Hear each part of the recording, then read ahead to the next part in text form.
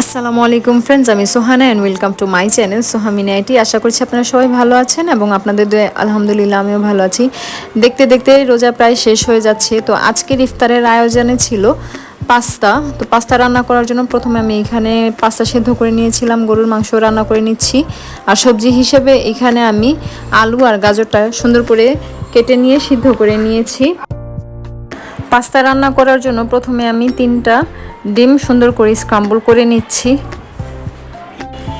ডিমটা স্ক্রাম্বল করার পরে ওই তেলেই আমি সুন্দর করে চিংড়িটা ভেজে নিলাম।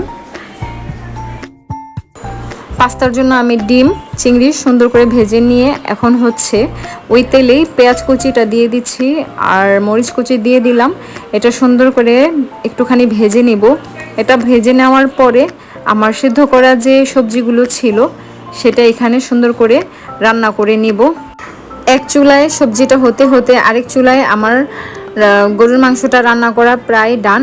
এখন সবগুলো ইনগ্রিডিয়েন্টস যেমন চিংড়ি ভেজে রেখেছিলাম, ডিম ভেজে রেখেছিলাম, এই সবগুলো একসাথে করে আমি সবজিতে দিয়ে দিব।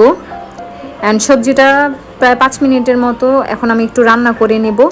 রান্না হলে পরে সেদ্ধ পাস্তাটা এটাতে দিয়ে দিব।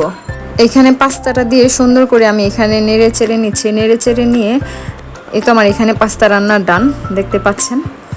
এখন এখানে আমি আলু অ্যান্ড ডিম সুন্দর করে সিদ্ধ করে নিয়েছি।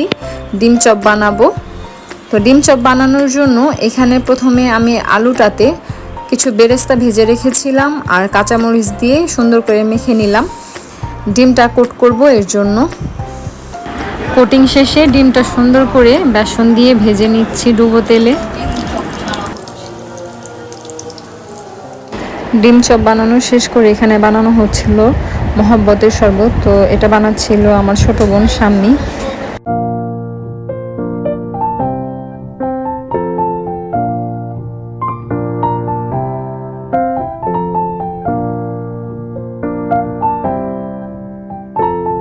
ফাইনালি আমাদের সব খাবার রেডি। এখন আপনাদের সাথে একটা একটা করে দেখাচ্ছি।